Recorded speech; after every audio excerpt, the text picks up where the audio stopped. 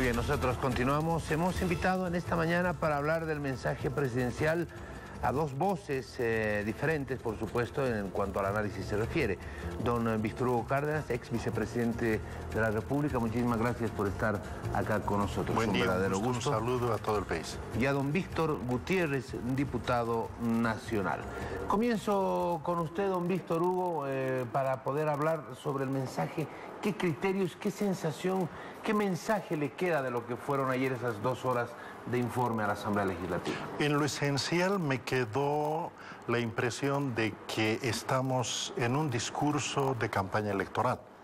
Es decir, 12 años de gobierno, un buen tiempo transcurrido, uno esperaría justificación de los logros, explicación de los fracasos y también explicación de las tareas pendientes, pero eso no hubo. Solamente se destacó lo que convenía al gobierno, por ejemplo, construcción de carreteras, pero en ningún momento se dijo licitaciones anuladas, porque no hay licitación ahora, son invitaciones directas. ¿Hay o no sobreprecio? ¿Qué hay de las denuncias sobre las diferentes obras? Y por otra parte, estos discursos normalmente deberían definir el rumbo del país y eso no hubo. Una insistencia en destacar algunos aspectos que aparentemente favorecían al gobierno y dejó con sabor a poco, porque 2 horas invertidas en cifras que no corresponden a la realidad no ha sido lo mejor. A mí me sorprendió porque para nada se diga que los precios internacionales del gas, de minerales y de la soya ha influido en la economía boliviana. Se dijo que el apogeo de los altos ingresos del país se debió a la lucha de los movimientos sociales y a la nacionalización, cosas inexactas.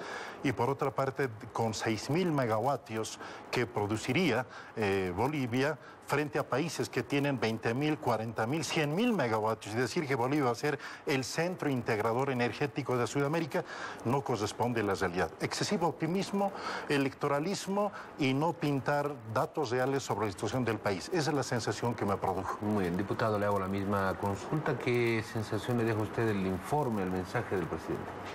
Bueno, a mí me parece un diagnóstico que no es la primera vez que se dice, un diagnóstico que establece que en una década Bolivia ha verificado grandes y enormes transformaciones y que la economía pues ha mejorado, que hay sectores importantes del país, aproximadamente 3 millones de gentes, que hoy día son parte de lo que se denomina textualmente la clase media, que se ha salido de la extrema pobreza en niveles muy importantes, que hay una mayor inclusión indiscutible en el país, que hay una economía que funciona. No obstante, digamos, del cuadro adverso en términos internacionales, en los últimos 3 años sobre todo, Bolivia ha sido capaz de resistir en mejores condiciones el embate a nivel internacional, fruto de la caída de los precios internacionales del petróleo, y hoy día obviamente nos encontramos en mejores condiciones. El haber cerrado el año pasado con cerca del 4.5% de crecimiento del Producto Interno Bruto es obviamente algo alentador para la economía boliviana y obviamente se perfila bajo esos parámetros que este año sí habrá doble aguinaldo. Yo veo eso, obviamente todo proceso de cambio y transformación no es una taza de leche, hay luces y hay sombras. Yo creo que los grandes enemigos de todo proceso de cambio son el acomodo de la dirigencia, de la militancia que está en función del gobierno, y el otro el gran enemigo es la corrupción. Son temas a los que hay que combatir de manera indefinida, de por vida, porque por definición la corrupción no se erradica, se la combate, se la disminuye a niveles mucho más bajos. Obviamente es la pretensión de todo Estado, de toda sociedad, y esa medida me parece que Evo Morales siempre él muestra, digamos, las dos Bolivias, ¿no? La de antes del 2005 y la de ahora, y me parece que en una década pues se han logrado importantes transformaciones.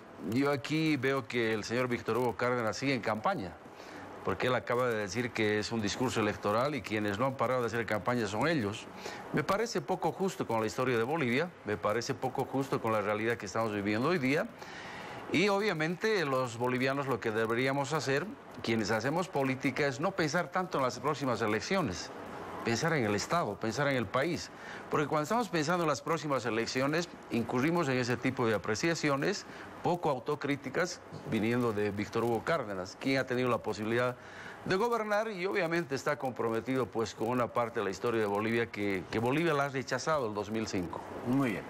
a don Víctor Hugo, por alusión directa, ¿usted está en campaña? ¿Está haciendo campaña, como dice el diputado? No, yo no estoy pisoteando la Constitución para ser candidato por tercera, por cuarta vez. Esos son los que están en campaña. No respetan el resultado del 21 de febrero, pisotean la Constitución, manipulan la Convención Americana de Derechos Humanos, ellos están en campaña. Estos 12 años se ha gastado más o menos 240.000 millones de dólares. 2 años más de las últimas 2 gestiones va a haber 300.000 millones de dólares. Tan alto ingreso, tanta cantidad de dinero, ¿justifica con lo que hubo? Caseteras son visibles, hay más caseteras ahora, hay que reconocerlo. Pero, ¿son durables? Veamos la casetera Oruro, la doble vía. Pocos años y está con serios problemas. No hay licitaciones, todo es invitación directa. ¿Cuánto es el sobreprecio? Y eso solo lo sabremos cuando haya cambio de gobierno. Por otra parte, afirmar que Bolivia no es capaz de producir su propio alimento, eso es una acusación muy grave. Estos 12 años, Bolivia ha triplicado, incluso cuadruplicado la importación de alimentos. Es decir, no hemos ido adelante, hemos ido atrás. Gobiernos anteriores importaban más o menos 200 millones de dólares en alimentos cada año, 200. Hoy día, 3 a 4 veces más. Por otra parte, en gobiernos anteriores, Bolivia exportaba materias primas en un 80%. Hoy día se exporta materias primas en un 87%. O sea, nos hemos vuelto más exportadores de materias primas. Hemos ido hacia atrás. Antes, por lo menos, habían 3 licitaciones, 3 ofertas para decidir una obra. Hoy día ya no hay nada. Es al dedo, invitación directa. Institucionalmente hemos retrocedido en estos 12 años. Por lo tanto, el cambio de gobierno en democracia, por eso es útil cambiar de gobiernos, es el único mecanismo que va a permitir, si las diferentes obras que el presidente describió son limpias, eficientes, eficaces y no tienen sobreprecio. Si no hay cambio de gobierno, este encubrimiento va a continuar. Ojo, más de 240.000 millones de dólares que deben ser justificados. Muy bien, permítame, por favor, vamos a hablar del cambio de gabinete que se va a registrar a las 8 de la mañana. ¿Qué tiene que cambiar? ¿Qué tiene que mantener Evo Morales dentro de su equipo de colaboradores? Que seguramente se han hecho ya algunas consultas dentro de la bancada que también es del MAS y los diputados que son afines al MAS. A ver, no obstante de tener presente que esa es una prerrogativa y atribución específica del presidente, del Estado o del gobierno en este caso, yo considero que el presidente debe dar un golpe de timón, debe poner a gente con mucha más experiencia política, que tenga una visión acerca de la realidad delicada en la que vamos a ingresar. De una manera u otra ya hemos ingresado, lamentablemente, en el país, y considero que debe poner a gente que con mayor experiencia, mayor capacidad, y siempre haciendo una combinación que no es nueva, ¿no? Ya desde Max Weber se decía que se debe combinar lo político y lo técnico.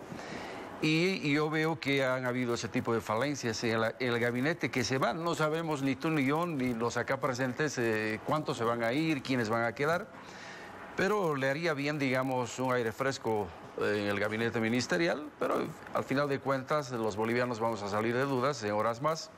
Y podremos emitir un juicio de valor si las personas que él nombra tienen algo que opinamos nosotros, ¿no? Bueno, pero usted me dice un gabinete más político. Exactamente. En resumen, ¿cuál debe ser el gabinete que presente Morales a las 8 de la mañana? A mí me gustaría un gabinete que se preocupe de las necesidades del pueblo boliviano. Inseguridad ciudadana. No solamente el caso de la última pareja que aparecieron después muertos. En todo el país ha crecido la inseguridad. Padres y madres no sabemos si nuestros hijos e hijas van a volver a la noche a la casa. Por otra parte, la corrupción. Nos prometieron 0 corrupción y hemos acabado empantanados en denuncias semanales de casos de corrupción. En fin, estos son los verdaderos problemas. No depender solo del gas. La economía no se ha diversificado. Estos son los problemas reales. Pero por anuncios de los voceros del propio gobierno van a elegir ministros aptos, útiles para una campaña electoral. Gabinete político y gabinete electoral. Y eso me parece gravísimo error, cuando deberían preocuparse de la gestión pública. Por primera vez en la historia de Bolivia, ministros de Estado son jefes de campaña electorales. El ex canciller Chocobanca, por ejemplo, se encargaba de la paz. El ex ministro Quintana se encargaba del Oriente.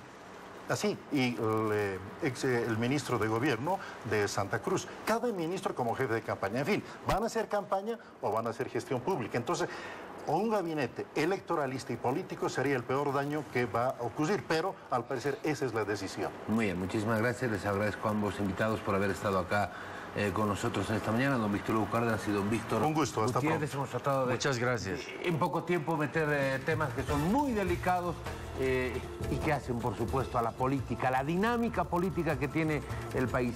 Siempre, cada día va cambiando. Nos vamos a ir hasta el Coliseo.